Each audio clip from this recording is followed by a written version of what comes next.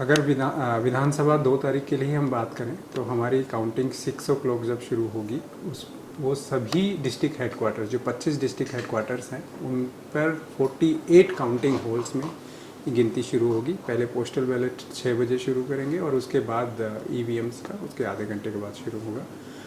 28 observers हैं जो election commission ने निर्धारित किए हैं जो सभी डिस्ट्रिक्ट हेडक्वार्टर्स में होंगे। इसके अलावा micro observers around more than 500 से ज़्यादा माइक्रो ऑब्जर्वर्स होंगे और बड़ी संख्या में पूरे इस डिस्ट्रिक्ट हेडक्वार्टर में काउंटिंग ऑफिशियल्स काउंटिंग हॉल में उपस्थित होंगे। जैसे मैंने बताया 48 काउंटिंग सेंटर्स काउंटिंग हॉल्स होंगे और ये सेंटर्स होंगे सभी डिस्ट्रिक्ट 25 हेडक्वार्टर्स में। 3 लेयर्स सिक्योरिटी अरेंजमेंट्स होंगे। CRPF का जो फर्स्ट लेयर है उसके बाद IRBN हमारी जो स्टेट फोर्सेस हैं वो बाद में अपना सिक्योरिटी को देखेगी। इसके साथ साथ जो भी काउंटिंग हॉल्स हैं उनमें ऑथोराइज्ड जो काउंटिंग एजेंट्स हैं उन्हीं को अंदर जाने की परमिशन होगी। सभी के पासेस दिए गए हैं।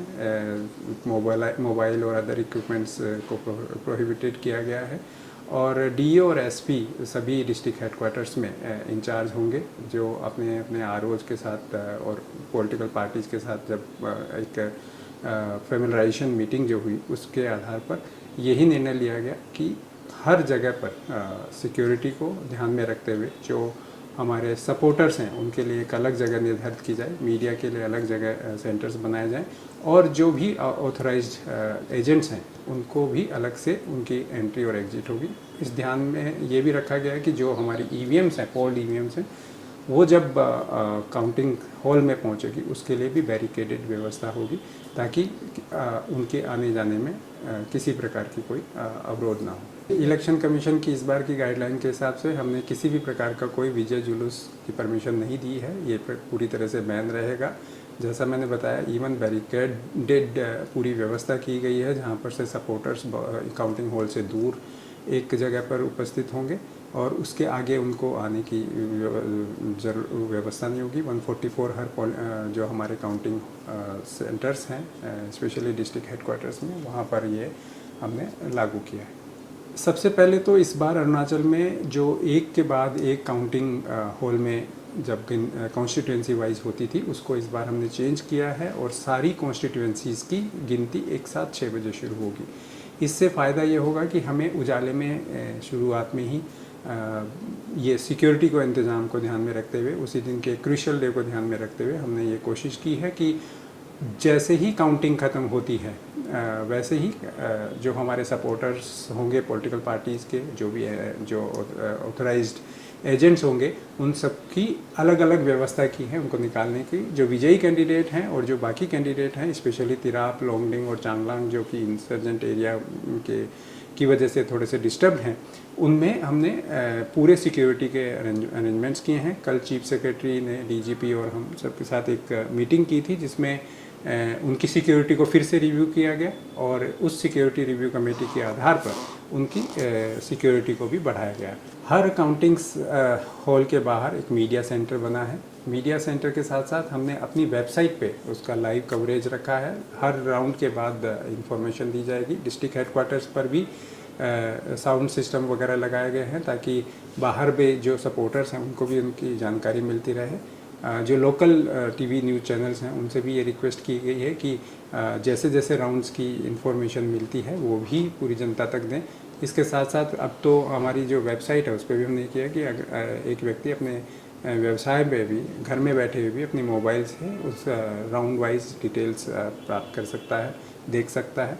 इसके साथ साथ इलेक्शन कमीशन की जो वेबसाइट है उस पर भी हम लोग तुरंत राउंड वाइज डिटेल्स भेजते रहेंगे, ट्रांसक्रिप्ट करेंगे जो कि पूरे देश भर में लाइव देखा जा सकता है। पहले ये काउंटिंग जैसे मैंने देखा पिछले कॉन्स्टिट्यूंसीज़ के रिजल्ट को ध्यान रखते हुए तो पूरा दिन भर और कई जगह पे रात और अगले दिन तक भी चली है। लेकिन इस बार हमारी कोशिश ये रहेगी कि दोपहर ख़त्म होने से पहले यानी 12 बजे से पहले हमारे सारे रिजल्ट्स बाहर होंगे। ऐसी हम कोशिश पूरी करेंगे। 4th को 8 बजे हमारी काउंटिंग शुरू होगी लोकसभा इलेक्शन के लिए। हमारे यहाँ पे 2 कॉन्स्टिट्यूएंसीज़ हैं और तेजू और आलो दोनों ही वेस्ट और ईस्ट कॉन्स्टिट्यूंसीज जो हमारी पार्लियामेंट्री कॉन्स्टिट्यूंसी है उसके आरओ हैं, जो डीओ अभी दोनों हैं। और दोनों ही जगह पर हमने सबसे पहले इलेक्शन कमीशन की परमिशन से 2 काउंटिंग सेपरेट हॉल बनाए हैं पोस्टल बैलेट के लिए, क्योंकि आलो में जो वेस्ट कॉन्स्टिट्यूंसीज है उसमें अराउंड 24,000 पोस्टल बैलेट्स हैं और 16,000 पोस्टल बैलेट्स हैं ईस्ट कॉन्स्टिट्यूंसी में, पार्लियामेंट्री कॉन्स्टिट्यूंसी में। तो दोनों के लिए हमने सेपरेट हॉल बनाए हैं, दोनों के लिए AROs की व्यवस्था की है। 14 टेबल्स हमने पोस्टल बैलेट के लिए लगाए हैं, जिसमें हर एक टेबल पर एक ARO जो एडमिनिस्ट्रेटिव ऑफिसर होगा वो जिम्मेदार होगा। इसके साथ साथ सभी डिस्ट्रिक्ट हेडक्वार्टर्स 25 पर, जैसा कि हम कॉन्स्टिट्यूंसी वाइज ये कर रहे हैं, वैसे ही विधानसभा के साथ साथ लोकसभा के नतीजों के दिन भी हम कोशिश करेंगे कि सारे डिस्ट्रिक्ट हेडक्वार्टर्स पर कॉन्स्टिट्यूंसी वाइज गिनती शुरू हो और लगभग वही 11 और 12 बजे तक हमें सारे रिजल्ट्स सामने आ जाएं। अरुणाचल प्रदेश की इस बार की इलेक्शन को हमेशा एक सकारात्मक स्टोरीज के रूप में याद रखा जाएगा, चाहे वो बहुत सारी पॉजिटिव स्टोरीज हों। जितने भी टफ टेरेन हैं, जितने टफ डिस्ट्रिक्ट्स हैं, वो इस बार जो हमारी लेडी ऑफिसर्स हैं उन्होंने लीड किया। बहुत सारे पोलिंग स्टेशंस ऐसे हैं जिनमें पूरे के पूरे लेडीज़ ने इस बार अपना नेतृत्व किया और पोलिंग पार्टीज़ भी पूरी तरह से सारी की सारी लेडीज़ थी। इसी से एक छोटा सा ये मिलता है, ये प्रूव होती है कि यहाँ की जो सिचुएशन है वो बड़ी पीसफुल है। यहाँ पर बहुत सकारात्मक वातावरण क्रिएट किया गया, बहुत सारे प्रिवेंटिव मेजर्स लिए गए, किसी प्रकार का कोई ऐसी हिंसा की वारदात इस बार नहीं हुई। इसी पॉजिटिविटी को आगे बढ़ाते हुए काउंटिंग के दिन भी मैं सभी हमारे मतदाता जो भी रहे हैं, जो पार्टीज़ के जो रिप्रेजेंटेटिव्स हैं, जो एजेंट्स हैं, उनसे भी यही मैं निवेदन करूंगा कि इसी सकारात्मकता को, अरुणाचल प्रदेश की जो शांति, वैभव और जो समृद्धि को आगे बढ़ाते हुए उनके जो पॉजिटिव जो व्यवहार उन्होंने इस पूरे इलेक्शन प्रोसेस में दिखाया, उसी को काउंटिंग के डे और काउंटिंग के बाद भी उसको बरकरार रखें और अरुणाचल का मान बढ़ाएं।